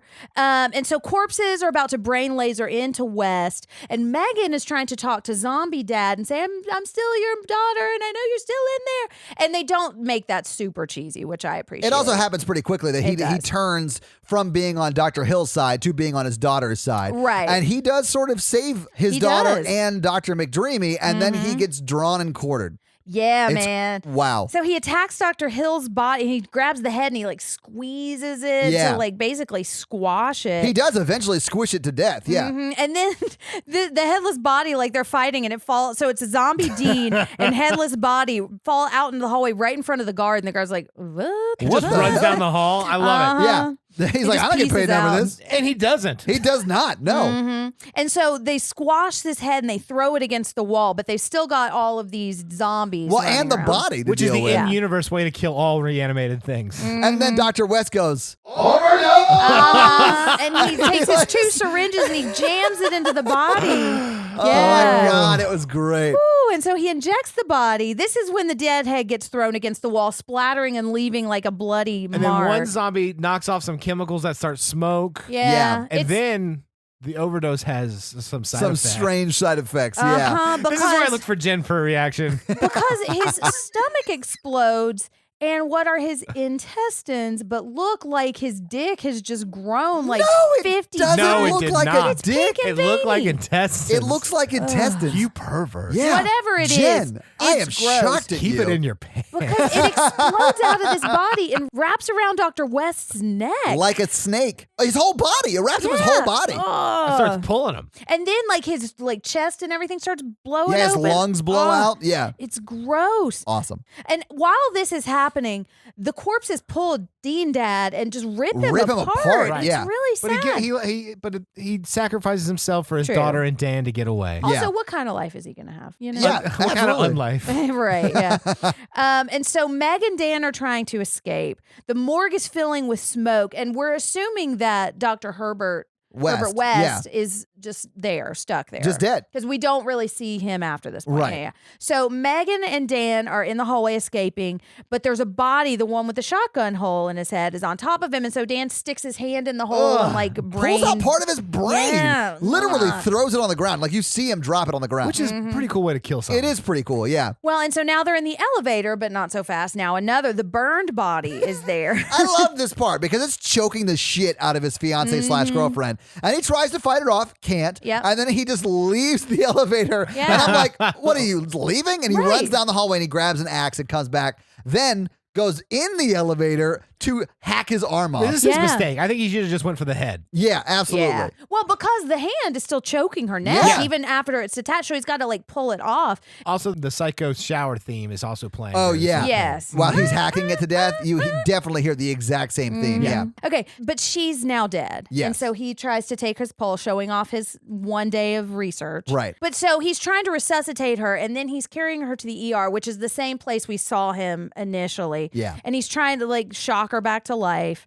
And there's no response. And then he has the sad 80s music where he mourns over the body. Honestly, if I'm in a hospital and I code out like that, I don't want my doctor to try 3 chest compressions and then to like just call it. Yeah, Right. they did not go very long. They shock her once and like do chest compressions for like maybe 2 seconds and then it's over. Yeah. If that was your fiance, you'd be doing it for 30 minutes. Yeah. Absolutely. And Yeah. that's more realistic to how it actually Listen, happened. I think that the lady at the beginning was the love of his life because if you see after trying to resuscitate the lady at the beginning, he's like sweaty, he's gross. But at this point, he like tries for 2 seconds. He's like, well, I'll move on. Right. Yeah. And then he kisses her. Don't do he's- that. No tongue. What? And then he's real He said- sad. yeah.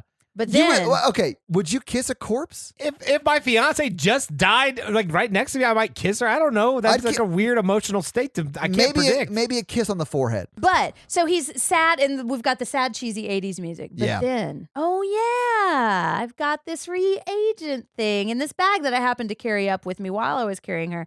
And so he opens it up and he pulls it, and the music has changed back to the Yeah. psycho music. And he pulls out the syringe, and it's bright green. Right. And he leans down. I love how this plays out because he says, "I love you," and he's about to inject her. And then it cuts to black except for the bright green. Yep. And we see it disappear, and then we hear her scream. It disappears like he's injecting. Uh-huh. Yeah. Yeah. And that's And the the movie. movie. Roll the credits. Yeah. Yeah. So, having watched the movie and having talked about it, what do you guys think? I like it a lot. It's Yeah. it's like one of the most well-made B movies. Yeah. That's a very good way of putting it. It does have a very B movie horror comedy vibe, but it's done very well. And it's going for that. Yes. That it knows what it is, Yeah, and I it think is so embracing too. it. I don't think it's accidentally a good movie. I think it's on purpose. Right. They wanted to and I do think this. it's smart because Yeah. it's like not predictable. Like characters do things realistic, but that you don't see coming. I No one's agree. like Yeah. super Oh, one yeah. note. I did Yeah. not see the plot of this coming. Like, I thought it was going to be Herbert West, like, reanimating a bunch of people. Right. And they had to fight him. Yeah. So, do you think that the unrated cut, Mikey, is better than the cut you saw when you were a kid? No. Aside from that scene, if that scene did not exist in the movie or if that scene had been cut down, because I like the implication of that. I just Sure. don't like how far they took it. Yeah, I agree. Like, other than that, I really enjoyed it. And this is not the kind of movie that I really like. So for what it is, I thought it's very well done. It's gross, but it's so funny that it doesn't bother me that much, Yeah. you know? I thought it was good because it was going to be like a B movie horror comedy and it nailed it. Yeah. I really liked it. And it is funny. Like, It nails the horror elements and the comedy elements. agree. Yep, I There agree. are some gory sort of things I don't love. Like, I don't love body horror, but I really liked this movie. I thought it was great. Yeah. But all right, well, let's do some box office. All right. What do you guys think the budget for this movie was? I think I might know, but I'm going to say $1 million. I was gonna say 2. You think the budget was $2 million? Yeah. Now, I usually get budget information off of The Numbers, which is like a very good site because Box Office Mojo got bought by somebody and it sucks. So I couldn't find it on the numbers. They didn't have good numbers on the numbers for the budget. Hi, Renee. But I did find it on Wikipedia. So Wikipedia is not like super reliable, but Right. this is where I could find it. The budget was $900,000. Nice. So that's pretty low budget, even for an 80s movie. Right. Considering the amount of practical effects in this movie. Yeah, that's fair. So how much do you guys think it made in its domestic run? I have no idea. 10 million? I don't think it made his budget back because I don't think this was released in theaters. It was released in theaters. Okay. It Well, made I like- guess that's it why made we like can do it. 400,000. What do you think, Jen? 500,000. It made $2 million. Oh, Ah, okay. yeah, Good. Nice. not bad. Well done. So it probably made its budget, and I don't know if they even spent money to market it, but Maybe if they it did, it probably broke even. Yeah. Yeah. So in its first week out, it was 16th at the box office, and it was Sounds up about against movies like Commando, Back to the Future, and Back to the Future was in its 16th week when this movie came Wow. out, and Back to the Future was third that week at the box office. So good. That movie's It so is. good. I mean, yes, it is good. It was up against Better Off Dead, Pee-wee's Big Adventure. So a lot of movies. It was 16th its first week out. And in the first week, it made $543,000. Okay. In its second week, it was 13th at the box office, and it made $620,000. Nice. So it did better its second week than it did its first week. Word of and mouth. that is, yeah, exactly. That is very, very strange for a movie. Especially So- one like this. But yeah, so it did pretty well in its theatrical run. And I assume that because the second week was better than its first week, that there wasn't a lot of marketing for this before it was already in theaters. Yeah. And it was really word of mouth that got it to be as good as it was. But that's box office. Nice. All right, Well, Jen, you good. got some fun facts for us? I do. Nice. Yes, I'm excited I've about been this. Me teasing too. these fun facts. Okay, so I'm going to try to present them in a logical order. Okay. Okay, so this was an adaptation of an H.P. Lovecraft story called Herbert West Re-Animator. Yeah. And it was written in 1922. And it's actually 6 installments of short stories. Oh. And it was written to be a parody of Frankenstein. It is. Well, and so Stuart Gordon is the director, and we're going to talk a little bit more about him in a minute. But Okay. he wanted to do this because he was talking to some friends. He was like, there are a bunch of Dracula and vampire movies, but there aren't any Frankenstein stories. And so his friend was like, well, hey, have you heard about this H.P. Lovecraft story? So he went to check it out at the library because it was out of print at the time. And so that was why he wanted to do it. And it is there's a lot of Frankenstein elements. Yeah. But it's not like a ripoff of Frankenstein, which I really appreciate. Yeah. You know? It's That's sort of like cool. inspired by. Yeah. It's Or like how The Strangers is based on a true story. So it was originally written to be or designed to be a stage production. Oh, I could see that. Oh my God. Insane. Oh my God. I would go see that. I would go see 100%. that. Yeah. Well, there's a musical adaptation. What? I know. In 2011. Yeah. What? So if we can ever find that, I would love to I will watch it. go. I'll go. And Hell also, yeah. somebody said there's a music. I knew that there was a musical of The Evil Dead, but I haven't seen it yet. But that's something we need to check out. Yeah, too. someone brought that up in the Facebook group Yeah, yesterday. Yeah. But so they were like, no, okay, we're not gonna. So they decided not to do a stage production. So then it was going to be a 30-minute television pilot.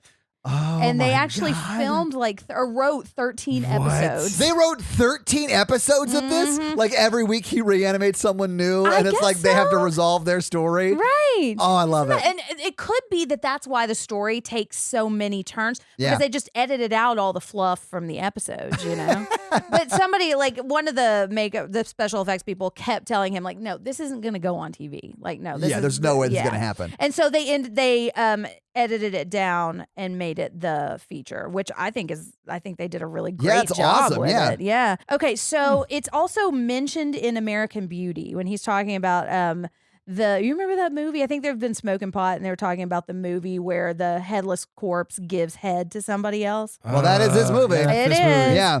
There are 2 sequels. What? Bride of Reanimator. Oh, my. Is it Barbara Crampton? I don't know if she's in it, but I mean, why wouldn't it be? That you is, know? oh, I hope so. And Beyond Reanimator. Beyond Reanimator? Mhm. Oh, my God. I know. So it originally got an X rating, of course. Of course it did. And there's an interview I read with Scott Gordon that I'll link. And also Consequence of Sound has an interview with him that's about to run. Nice. I'm not sure if it's out at the time of this release, but check that out too. But he was talking about how they're asking, like, well, were you going for an R? Because, you know, if it's an R rating, you can be released in more theaters. And he was like, Yeah. no, dude, if we had tried to go for an R, the movie would be like 15 minutes long. Yeah. So he really just went So wait, for it. this was released with an X rating? I think so. Okay. That's probably why it didn't do so good in theaters. Right. An X-rated movie got $2 million in the 80s? I Jesus. know. All right, let me read a little bit about Bride of Reanimator. Okay. In Peru, Dr. Herbert Oh my God. Dr. Herbert West and Dr. Dan Kane are medical volunteers in the Civil War. And they're using the soldiers' bodies as their experiments. And then they go back to the medical school for some reason, and then they try to create the perfect woman. Okay, so that's why we haven't heard of that movie because that sounds like you made it up for the Patreonicals. Mikey, we should watch I mean, that you movie. have taken us to Peru in the Patreonicals. We'll watch that movie. That'll be on my list. Hell Oh, yeah. geez. So it was originally got an X rating, but when they released it, because it actually did pretty well on VHS for rental. Oh, I'm sure but it they did. had to edit it because there were a lot of like Blockbuster type stores that had policies against renting X-rated movies. Yeah. So they made 2 different versions, and you probably saw the version that Yeah. had been edited. So what they The did. Blockbuster version. Yeah. Yeah, they took a lot of the gore out, and probably that terrible scene that we're not going to talk about anymore. And they added in some of the cut scenes. Like Oh, the interesting. extended Okay, so that's scenes why they I'm like, added in. he's a hypnotist, and it obviously says that. Yeah, they Oh, added yeah. that back in Interesting. to fill out the time, you know. I honestly would watch that cut. It's It'd not be bad. interesting to do like a absolutely. head-to-head comparison, you know? Head-to-head. I love it. That was pun intentional? That was pun intentional, yeah. I nailed it. Okay, so John Naulin, I hope I'm saying that right. It's Naulin. He did the makeup effects, and I think he did a great job. He did a great job, yeah. Yeah, I don't particularly like any of them because they're all gross. Because they're good. Yeah, exactly. Yeah. But he used a book of forensic pathology to try to make them as detailed as possible. That's awesome. So the building that they used for Miskatonic Medical School, and we see a couple of outside shots. Yeah, some establishing shots. But that building is the building that houses Cyberdyne Systems in Terminator 2. What? I know. Oh my God. I was like, That's amazing. I know. That's so awesome. This was about filming some other movies, but I wanted to say this because it validates some things Todd has been telling us. So what have I been telling you? He doesn't like shooting movies in Italy because he worked in Rome for a while. He said, this is the quote, "The thing about Italian films in those days is that they never recorded sound. Everything was added later. Yeah. One time when we were making dolls, a carpenter kept hammering during the scene, and he was building a set while we were shooting. I went over to him and I told him he couldn't do that, and he said, Signor Filoni always lets me work. And I said, well, I'm not Filoni. And he said, well, that's for sure. So yeah. Yeah, I mean, that's why Suspiria is unwatchable to me because they shot it in Italy and everything's overdubbed and it looks horrible. Yeah, and I'm not saying I didn't believe you when you told me that, but it was like so funny to see that fact. Yeah, I don't think it's necessarily Dario Argento's fault, except for the fact that he decided to film in Italy. Right. But yeah, it's just horrible because I can't get over the bad dubbing of that movie. So the corpses in this movie, all of the corpse squad, they worked out together at the YMCA to coordinate their movements. Oh my God. Wouldn't that be so fun? That is awesome. Yeah, it sounds like it was really fun to work on this movie. So the woman who is being resuscitated at the beginning is apparently a dildo enthusiast and would hide them like in next to the bodies in the morgue. Wait, so she would Why was she allowed on set after her would scene? Play practical jokes? That's awesome. Was she one of the zombies at the end? I think she was. Well, yeah, because if she died, he wheeled her down in. Yeah. We see her put that I body think she's in that the one room. who messes up the smoke and starts the fire. Yeah. David Gale is the actor who played Dr. Hill, and we already talked about how he shaved his head. But so his wife, while they were watching the movie, apparently after the Hedalingus scene, she stormed out. What? I don't know how connected this was, but she divorced him after this movie. What? She was like, how could you? You'd never do that to me. I mean, maybe. Oh my God. That's definitely something you tell someone before they watch the movie. Oh, yeah. Hey, honey, just want to pre-warn you that I do something to Barbara Crampton that I would never do to you. But let me say, I knew that was going to happen, and hearing it and knowing it's in the movie and seeing it are different things. I get that. But would it make you divorce the Podfather? No.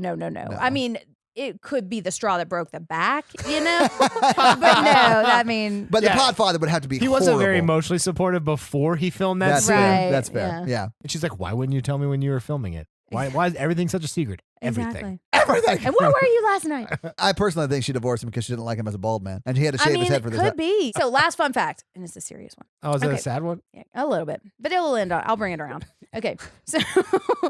So Stuart Gordon is the director of this movie, and he passed away about a month ago. Which you may have heard. I know. I didn't know that. Yeah. Probably of coronavirus. What? That's not confirmed. And it was before I think it was before a lot of shit got locked down. If it was respiratory related, it probably was. Probably. Yeah. And I don't know that for sure. Sure. But so this was his debut film. Really? Yeah. I think he killed it. Me too. I did too. And then brought it back to life and then killed it again. Absolutely. Yeah, it is shot very well. I like it. Yeah. But he died at the age of 72.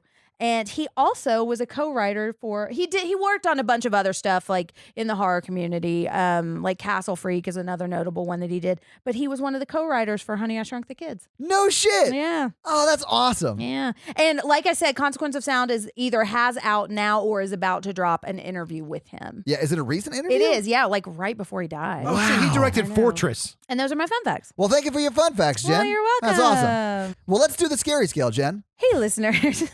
Our scary scale is a scale we use to rank how scary we thought the movie was. It's not a ranking of the quality of the movie. It's how scared we were today when we watched it. Our 1 example is Ghostbusters. Our 10 example is Texas Chainsaw Massacre. All right, Todd. I'm going to give it a 2. Okay. Because it is sort of just a horror comedy, but some of the body horror stuff really got to me. It was sort of icky and gross, and I didn't love that. But loved the movie. Thought it was great. Would love to see the blockbuster quote unquote cut of it, whatever that's called. But yeah, not the unrated version. Yeah, just the to see what the edited. differences are. Yeah. See the hypnotist scenes. That'd be cool. Mikey, what do you think? I think I'm going to give it a 2 as well. Nice. It awakens something deep and dark inside you. No. That we thought was dead, but we Yeah. stuck some green serum in it. The head scene did get to me. Yeah. Yeah. I didn't like it. You mean the giving head scene? Yeah. Yeah. Yeah, it's terrible. Forcing head, really. Yeah. And that was actually going to be the name of the sitcom. Coming knock on our door. The best, I think, here's a fun fact. I think he has a Talking Heads poster, Dan, He does. in his room. Shit. He does. Really? Mhm. That's amazing. That was a fun fact that I didn't have room for. in Oh, all of this, wow. yeah. That's amazing. All right. I'm going to give it a 4. Okay. That scene was not in it. I'd probably give it a 2. I'd give it Yeah. a 1, yeah. Yeah. Yeah. All right. Well, this week you guys made me watch Re-Animator. What are you guys making me watch next week? Well, we're not making you watch anything Oh, next yay, week. it's listener request. Yes, listener request. And this month our theme was Mikey movies, which does not necessarily have to be something Mikey would like. But I It's prefer that. well, of course, it's your batshit insane movie that you Right. like. And you guys chose Killer Clowns from Outer Space. Oh, wow. It's clowns with a K. Killer Clowns Yeah. from Outer Space. It's What an the- insane clown posse. Oh, Is it- wow. I have never seen this, so What? I haven't seen it does either. I have seem no like idea. the kind of movie that I would watch for It's myself. like this, but like worse. It It's sounds not like- as well made. It sounds, oh, that's not a good sign. Yeah, I know. It's also an 80s movie, though. So, Right. All right, but man. that's like a famous B horror movie. Well, yeah. awesome. Well, Yeah. guys, watch Killer Clowns from Outer Space Yeah. for next week. All right, it's come time for Mikey to read a review. Mikey, you're going to pull one up? Yep, already got it. Uh, Oh, Uh-oh. awesome. So, guys, if you want Mikey to read your 5-star review, leave us a 5-star review on Apple iTunes, and we will read it. This week's review comes from Katie Mans. Oh, nice. That's her username. I hope it's not her real name. Sure. There's no accent. Okay. I listen to this podcast while I work and I laugh out loud. Oh. They're dumb. They're dumb but hilarious jokes. Aw. Wow. Oh. Wow. Maybe- That is hurtful. Mine are the hilarious ones. Oh, mine are the dumb ones. I mean, I'm I all don't- out of bubble gum. I don't even have any. Make me feel like I'm with my own group of friends. Nice. Their take on the movie is always informative and insightful, and Todd's constant "I hated it" Yeah. makes me crack up every I time. thought you said you weren't doing any accents. Yeah, I'll do a Todd accent. Hey, everybody! I'm sorry. I like to have energy while I speak. Go join a sideshow. A sideshow. Sideshow. I love when you fail while you're making fun of me. It makes me so happy. He's all out of bubble gum, Todd. Makes me crack up every time. Love this group and this podcast. 5 stars. Well, thank you so much, Katie Mans. That was really She sweet. actually did 5-star emojis at the end, which Oh! I appreciate. That is awesome. 10 stars. That's so many 10 stars. stars. Guys. Thank you very much for the awesome review. Yeah. All right, guys, we are a member of the Consequence Podcast Network. So if you Yeah. would check out their stuff, like some of their great shows like Kyle Meredith with This Must Be the Gig, The Opus, The Losers Club, The Halloweenies. The Assembly, Ghost the fifth, Echo, Ghost The Echoes, the Fifth Fifth Dimension. Dimension. They got a bunch of podcasts. Yeah, they got now. a bunch of shit going And on. a lot of them are doing live or video, like live watch-alongs or like Yeah. Instagram live happy hour. So check that out. And So are we. We are going to be Yeah. doing them. We've actually already been doing them. I heard later this year we're going to have a tournament where all of the podcasts fight to the death. I love it. All right. So, guys, check out that and check out their website, consequenceofsound.com. They do a lot of horror movie, well, honestly, regular movies, sort of pop culture stuff and Yeah. music. It's awesome. Check it out. And if you want to check out our shit, go to horrorvirgin.com where you can see Jen's blog and links to the merch store and stuff like that. Or if you want to follow us on social, we are at Horror Virgin. Mikey is at mrandolph24 and has just started tweeting. Jen is at Jen Ferratu Wow. with 2 N's, and I'm at Todd J Awesome on all the socials. And if you can financially support the show, please do by going to patreon.com/horrorvirgin for a lot of great levels and a lot of great things.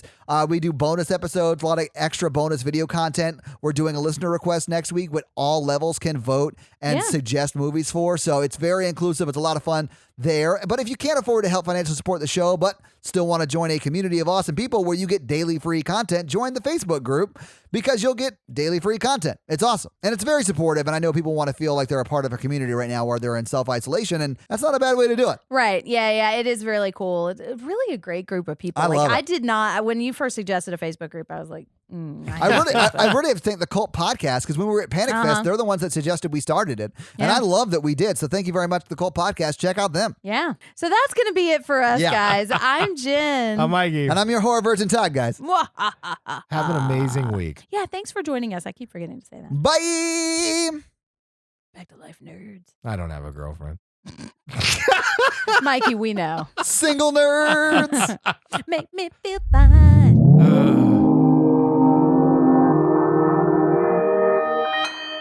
Consequence Podcast Network.